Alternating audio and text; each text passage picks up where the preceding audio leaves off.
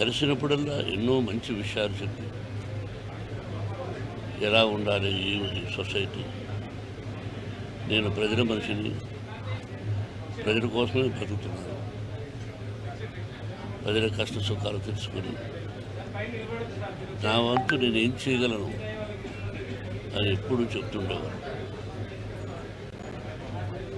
నేను ఎప్పుడు కలిసినా దాదాపు 2 గంటల వరకు నన్ను కదలనిచ్చేవారు కదా ఆయన. రండి, నేను ఎప్పుడైనా చనిపోతే నా సమాధి ఉంది చూతురు అనేవారు. ఏమండి, నేను ప్రకటించడానికి వచ్చాను కానీ మీ సమాధి నేను ఎందుకు చూడాలి, మీరు బాగుండాలండి అంటే, ఎందుకు మీరు ధైర్యస్తులు కదా, ఎందుకు అది పిరిగితనంగా ఉంటారు, రండి నేను ఎన్నోసార్లు పిలిచిన రాను సార్ అని చెప్పడం జరిగింది. ఆయన లోటు మా కుటుంబానికి కాదు, యావత్ ప్రపంచానికి తీరని లోటు.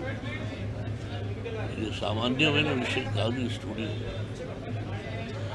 ఒక్కరి వల్ల అయ్యే పని కాదు. ఒక్కరిది ఓన్లీ వన్ మ్యాన్